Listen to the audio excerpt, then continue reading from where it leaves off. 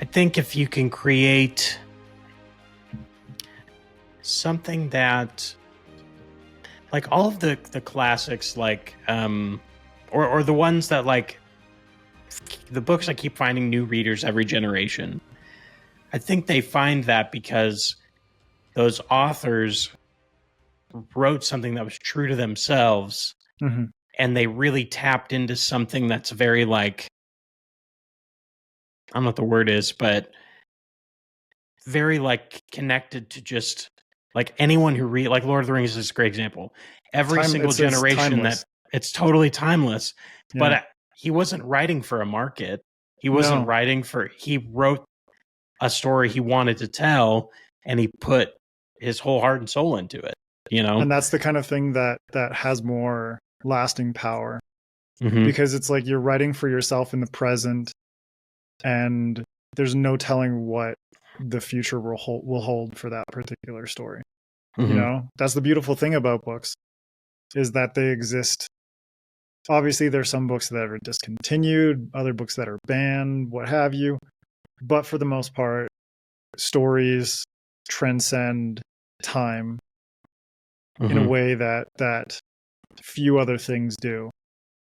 And so stories is like just rooted in the history of human beings. The ways in which stories permeate time and space and cultures and religions. You look at something like, you look at the Bible or the Quran or all of these different religious texts. Who 2,000 years ago, 2,000 plus years ago, would have ever thought that the stories that they were telling orally would be recorded, and that recording would be still read and still venerated 2,000 years later? Yeah. Nobody's thinking about that kind of stuff. Yeah. But stories have the power just in their mere existence to achieve something as monumental as that. Yeah. Or even just like little stuff like, you know, I tell my daughter stories that my grandpa told me about him, you know, and they were stories that his grandma told him, you know, like we always are passing down these stories. The oral storytelling tradition is beautiful. And it's kind of like, even if someone passes away, they still exist in the form of memories and stories. And I think that's why it's so important for, you know, families and across generations to kind of like instill this sense of storytelling and this sense of sort of like an epigenetic memory that transcends one individual person. It's like, if your grandfather is a good person and he's telling you these stories and you absolutely love these stories, you know, your dad's telling you about these stories, you're going to tell your grandkids, and it's going to become a part of the collective memory of that family and its tradition. And that expands to villages, that expands to cultures, that expands, you know, from one continent to another. And that's the beautiful thing. It's like, the stories are never going to be permanent the way that, like, oral storytelling is never going to be permanent in the way, like, this book is exactly the way it is, right? And just based on our market economy, someone's able to buy it in that exact form, that exact transcription of the words and everything. But I think the meaning that a particular individual, a particular reader pulls out of that story, their subjective meaning, is where that kind of like oral storytelling tradition comes through, where every reader is going to experience something different. And that's why it's so cool for me to be like, read reviews, see what readers are talking about, and just sort of see how they are interpreting the story that I wrote. And hopefully it's like an interpretation that really sticks with them enough that they maybe reread it, that they pass it on to a friend or a family member, that they recommend to other people, and that is just a powerful thing. And I think if you're more true to yourself and the story that you want to tell, those are the kinds of stories that are going to hit harder with readers. Those are the stories that readers are going to come back to, whether they reread it or whether they have positive memories of it in 10, 20, 30 years. Yeah. Yeah. Well, and, even like about writing true to yourself, markets are often very wrong. Like you said, if you're writing for the market, you're already behind. So I think about Harry Potter. I think didn't she shop that to like almost 30 different publishers? Like no one would buy it, and then it became like the biggest book thing in the world. Right, exactly. Still to this day. Yeah, and you look at something like Aragon, Chris was selling those out of the trunk of his car, his parents' car, actually, at that time. Selling Aragon books at Ren fairs and like going to libraries and basically just hustling. But that garnered the attention of certain people who brought it to a higher level of marketability, and were able to push it in front of more people. And now it's like huge, not as huge as Harry Potter, but still very, very big. Yeah. And now I look at something like, okay, like in trad publishing, Romantasy is really big. But I just see it as a bubble, It's like YA dystopia. I talked to Veronica Roth about this.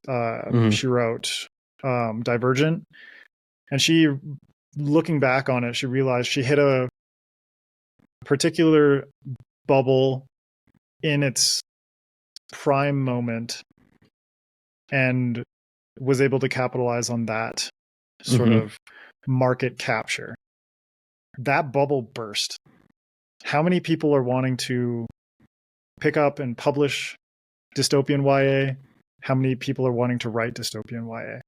Romantasy is going through something very similar right now in traditional publishing. Whereas in the indie space and self-publishing, I see things that traditional publishers view as dead in the water, like Dragon Rider fantasy, like carrying on this torch from the Aragon days, but then I see friends like Ryan Cahill or Michael R. Miller who are really capturing a massive audience with Dragon Rider fantasy. Yeah. Epic fantasy. Traditional publishers view epic fantasy as a lost cause. Yeah. It will come back. And when it does, they will try to capitalize on it again. But in indie, epic fantasy is thriving. Epic fantasy is seeing a resurgence.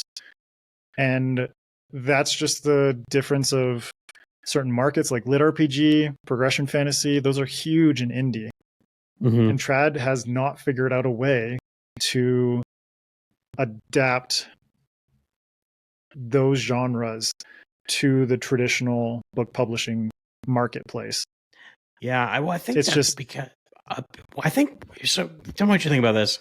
I think that's because we're getting to a place with creators, whether it's writers, musicians, filmmakers, whatever, any kind of creator, where like the need for a publisher or a label or any of that stuff, like everyone can build their own following.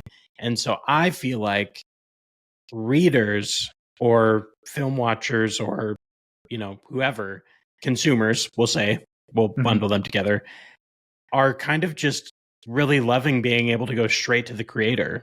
Yep. Just cutting out the middleman, because then if they love a book, if they really love a movie, they can just talk directly to that creator on social media. Exactly.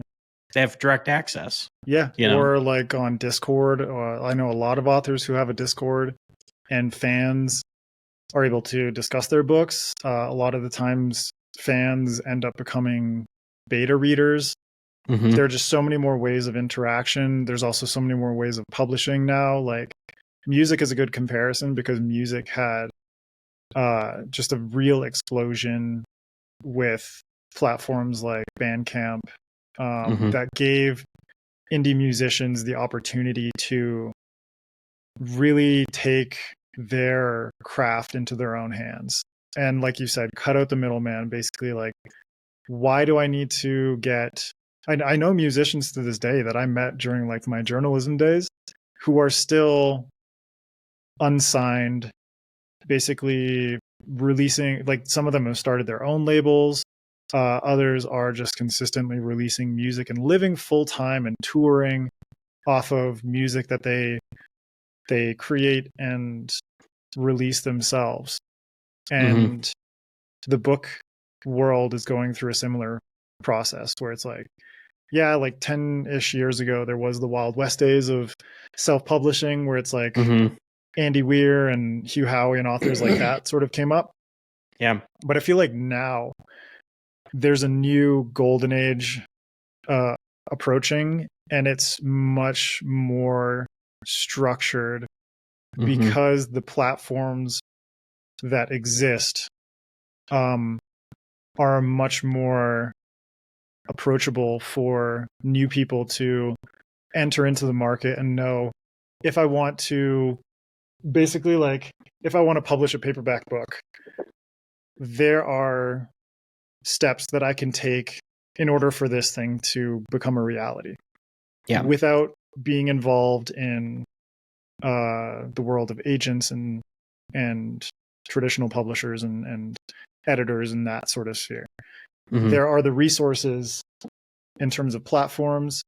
You know, Lit RPG and Progression Fantasy really take advantage of things like Patreon and Royal Road, where they're able to give readers who might not necessarily be able to afford like 10 hardcover books a month, but they can piecemeal consume the stories that they love in long running series that are especially prevalent in things like Lit RPG and Progression Fantasy. Kickstarter as well has really, like, crowdfunding in general has really given authors an opportunity to basically like turn their writing into a business. And there are just so many more opportunities now in terms of sort of like the platforms that are available to achieve your publishing dreams. The level of quality and professionalism that is coming from the cover art space, like the artist space, the editing space.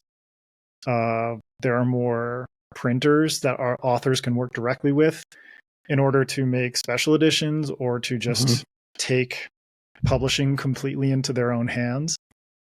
So there are more resources now than ever that don't necessitate you going down the path of traditional publishing. And from talking to so many of my friends who are traditionally published authors, like my co-host MJ, there's a lot of mental and emotional suffering that can be involved in that world. Not to say that there isn't in self-publishing, but at least in self-publishing, every mistake you make is yours, and every win is yours, and every failure is yours. But every failure is an opportunity for you as an individual and how you approach things, for you to improve. Whereas in traditional publishing, failures do not directly relate to you as an individual. And there are so many things that are out of your control that even if you had the deep desire to try and fix it, it's like, how can you fix every cog in this corporate machine that is between you and the problem that exists? How many emails, how many employees, how many distributors, all these different moving pieces, and you are basically helpless in order to really move the needle on these particular things. Whereas in self-publishing, it's like, yeah, you fuck up, that's on you. Right. You pick yourself up, you learn from it, and you move forward. And you have that lesson in your toolkit to be able to not commit the same error in the future. And so I think it's just way more flexible. Obviously, a lot of it depends on the individual too. Like some people are just not built for it. And that's something that you have to figure out as an author as well. Like, what world do you want to exist in based on your skill set, your capacity to be more entrepreneurial and delegate things versus being in the passenger seat, essentially, where agents and editors and all these different departments within a publisher are working to achieve a certain thing for your book.